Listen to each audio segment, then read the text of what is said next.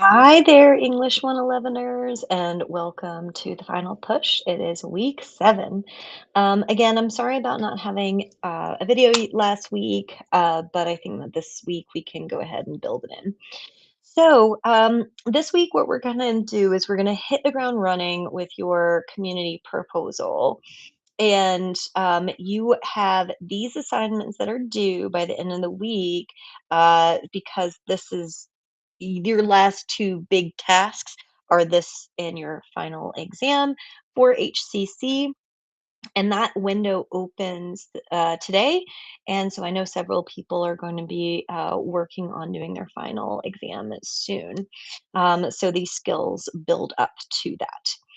All right. So for this week, what I want you to all see is that, like, the text, I have these readings here that can just help you with the research process, especially in the Norton Field Guide to Writing, especially like designing texts, plagiarism, acknowledging sources, etc.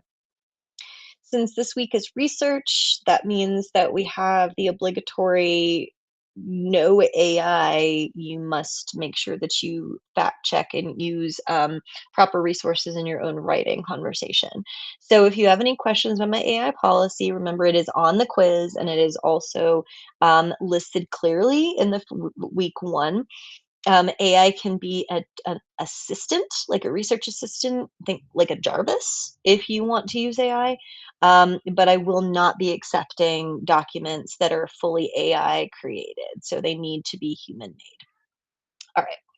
So moving right down here, what we're going to be working out, I'm going to open up the all about sources PowerPoint here in a second to give you an overview about finding your sources. Here are the readings for the week. I've got a couple of resources here, so I'm just going to kind of list them. I'm not going to open all of them. The first one here is an example community proposal essay. This one's about coral reefs. It will maybe or maybe not be relevant to what your topic is, but it has really good source integration. And so because of that, I want you to check it out as a good example of what we're looking for.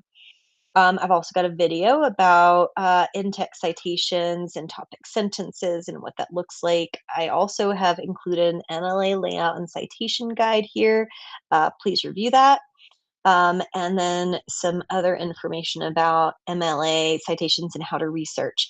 So I also created this document. I think it's very helpful if you can click on the student community proposal checklist. So this is like when you're going through kind of your drafting process to make sure that you understand all of the things that we've been going over. And so it's got a checklist of getting started, research and inquiry, writing tasks, and it goes through the rubric to make sure that you do all of the components for what I'm asking for. Now, again, this is also review for your final exam. So, as you are going through this process, please make sure that you're like looking over these things before you go into your final exam so that you, even if you're not completely done with the proposal, you at least have an understanding of how to do the research and you have these ideas in your mind. It'll just make the process so much easier. Okay, moving right along. Um, so, as we're going through, I want to show you a couple of other things. Okay, so, Writer's Workshop Research Trail. Okay, so this piece that I want you to see here is your research trail.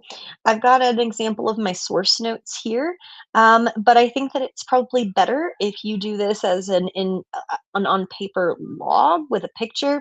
If you would like to do a digital upload, I'm okay with that. It doesn't bother me, but I do think that handwritten notes are always superior. So what you do need to have is you need to find your 4 sources, 2 scholarly, 1 multimedia, and 1 primary source that you can include in your proposal and make a source card with that information on the sources. So what you'll probably be a little bit confused about here are these sections. Okay, so read these, okay, and then you're going to find the sources based on what I'm going to go over today. making a source card, complete your primary source encounter, which is from your research trail last week, okay? And then you're going to quote or paraphrase with your ideas and how you would incorporate it into your own thought process. So, what do I mean? If you're not sure, I have an example format document here, okay? And the example format is like digital source cards. So, like, you put your URL and then you have your information here. So, this way, if you were just kind of like stumped on what you're doing, this is the general idea. The format doesn't really matter to me as long as you've done the components. All right. So, moving along. Um, the proposal first draft is going to be due on Sunday. And so, because it's going to be due on Sunday, you'll want to do the research trail first. So, we want to go in order. Then you're going to do your video overview and collaborative paragraph editing. Okay, so what I want you to note here, and so this is the important part, is that it's due the 30th of July. So you'll see it this week, and then I'll also push it on next week so that you can see. Here's the reason. When you do your video overview, which is this one, when you do your video overview right here, okay, your video overview is going to talk about like what your proposal is so that we can all get a snapshot of like what you're doing. But then you're going to put one paragraph for peer review for collaborative editing. Okay, so this is part of the 3 C's requirement. So that one paragraph doesn't necessarily have to be the introduction or the body. It just needs to be a paragraph that will have the meat and potatoes of your ideas so that it can be edited. And so that is going to be not due till the 30th. And the reason why it's not due until the 30th is I want you to have time to work on your first draft to have enough to work with for a collaborative editing process. All right. And the last thing that I'm going to show you is this part, which is your first draft for the community proposal essay. Okay. So this part, what you're going to do, follow the CER guidelines, and that's just how to write CER. It breaks it down. But also you need to make sure that it follows MLA page layout. Many people have not been using MLA. Please use it. The community proposal guidelines, follow them, and make sure it lands somewhere in this realm. This is going to be a first draft, so it's obviously going to need to get a little bit of work done on it, but that is okay. Go through the research trail first, and it'll be all right. Okay, so I'm going to switch over to all about sources. Okay.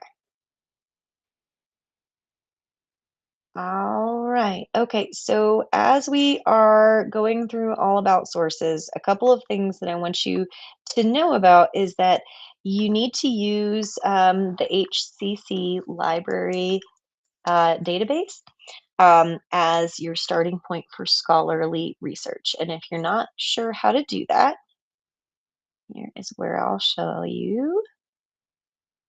Okay. All right, so I'm going to show you here. All right, so if you're on the Haywood Community site,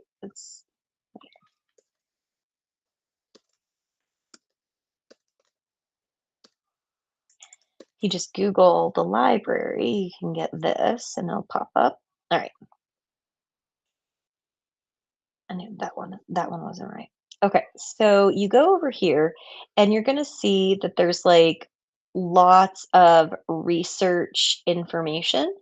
Okay, so if you go to research databases by cluster, it'll take you here, okay? And these are your databases. So let's say you're going to do automotive and manufacturing. Or actually, let's do health sciences. Okay.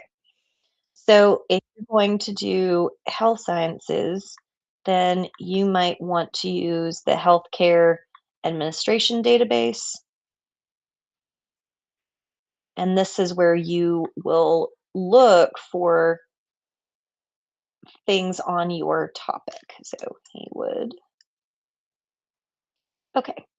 And so from here, what you're going to do is you're going to log in and you're going to put in your Boolean database searches. And on those database searches,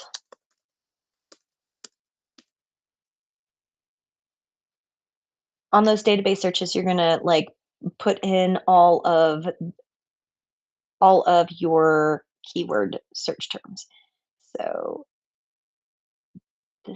I'm going to pull something up for you. Give me one moment.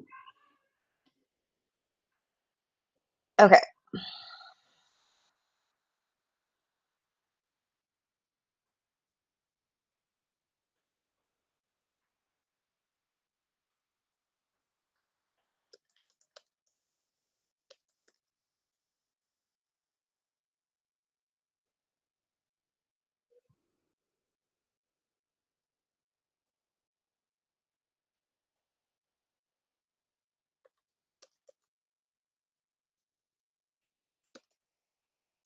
Okay. Sorry, I always get this mixed up. Okay.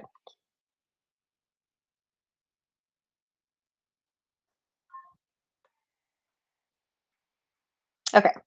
Sorry. All right. So let's say that you are on, we're going to go to JSTOR. So you can go to JSTOR. And when you get here, what you're going to see, I'm sorry, I had to log in, so that was why it took me so long. But you could go here and you might say that you are interested in engineering and electrical and rural. It's just an example. And you hit an advanced search, you go through, and then whoa, it's going to pop up with peer reviewed articles. Okay, so like for peer reviewed articles, when they're peer reviewed, it means that they have been accredited by other people in the field. It also gives you your citations here, so that's super helpful. So I do like the databases for that reason. So that's the first thing that you just kind of need to see, which is like how to use the databases. So you're going to have like these sources that you're working with, which are online articles, websites. You've got your mixed media, your academic journals, or your scholarly articles, and then mixed media. Okay, so what makes a good source? All right, so when we're thinking about using sources, especially for like an academic proposal, you want to think about sources that are produced within the last 5 years, written by a reputable source. What I just walked you through how to find peer review articles on databases. You need two of those. Okay. Sites to avoid sort of Wikipedia, Reddit, and anything overtly one-sided or biased. Wikipedia phishing is a thing though, so you can go to Wikipedia and take their sources. So please feel free to do that. Just don't use it as the primary source. Um, and Digital Library of Congress is good. How to evaluate a source. You need to check to make sure that it's written within the last 5 years, created by an expert in the field, peer reviewed, or from a reputable library or content site. Okay, and then I have more information here on peer review. If you would like more information on like how to distinguish those things. Okay, how can you tell? The article will tell you directly. If you're on Google Scholar, there's most likely some peer-reviewed stuff on there, but it will say peer-reviewed. The entire site is peer-reviewed. That's why they're behind some paywalls, like what I just dealt with JSTOR and different like steps to get accredited through libraries. Um, and what I just showed you about narrowing your search topic, that's what you want to enter into those searches when you're doing a database. Okay. So, all right, other sites. So you can also, for peer reviewed, you could also use the library, Google Scholar, JSTOR, Base, and ERIC. There's a ton of other databases depending on the topic that you are interested in. Email me if you've got questions on those topics. Okay. So the other thing, all right, here's how when you're doing a source that isn't peer reviewed, couple things to be aware of. Bias, right? Discussing source bias. Who owns and produces it, right? That comes back to our rhetoric. Who advertises the source? Is there a political slant? What type of language is being used and why? So it's also about being media literate.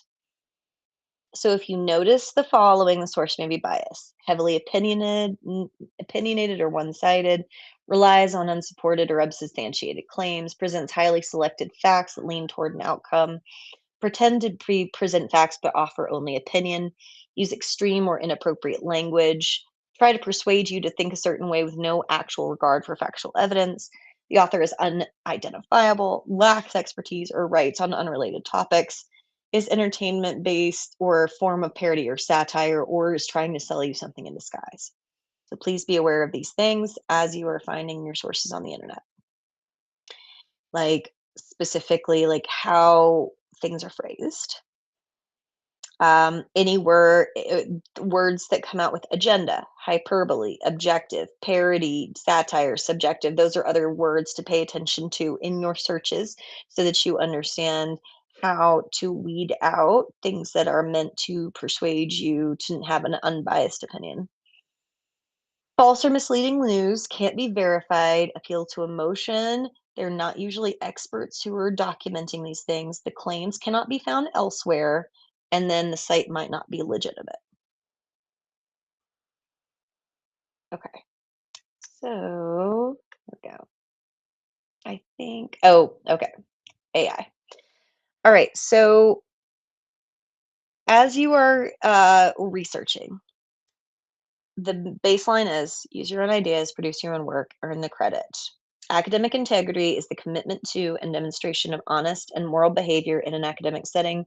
In simplest terms, requires acknowledging the contributions of other people. Failure to provide such acknowledgement is considered plagiarism, essentially cheating. Now, plagiarism has changed a lot in the age of AI. Now, plagiarism can take the form of typing into a chatbot, write me a paper, a community proposal essay on this watersheds in Haywood County, and you can just spit one out. But it does synthesize information from off on the internet, so it is also stealing. So, examples in what I would consider to be misrepresentation of your work. Misrepresentation, claiming that a work is original when it's not, falsifying information, copying someone else's work, or the unauthorized material of artificial intelligence. Excessive reliance on AI could spawn a generation of brainless young people unequipped for jobs of the future because they have never learned to think creatively or critically. That is where I distinguish the line between how you use AI for, like, as a research assistant and how you use it unethically. Okay. So, oops. Okay. So, here's what I do allow. I do allow you to use AI as a research assistant. So AI will hallucinate a lot of information. So here's what you can use if you're using it as a research assistant. Okay. ChatGPT is obviously the one that's the most common because it's the one that sounds most human and it has human like text responses. Claude is more of a large language model developed for creative tasks and advanced reasoning. Cite is for categorizing citations in academic papers. There's so many.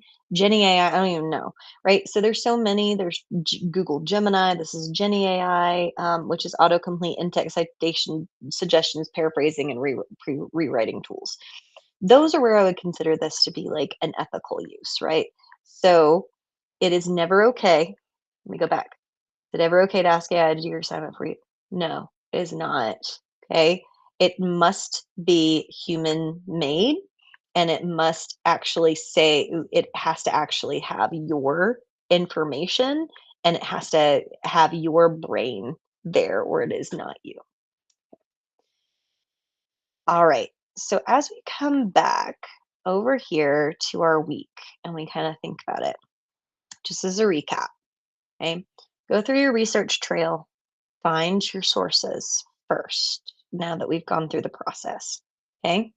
Then write your first draft, post it, then do your video overview for next week. And then we will be editing and revising on next week. Good luck to all of you, and I look forward to seeing what everybody comes up with.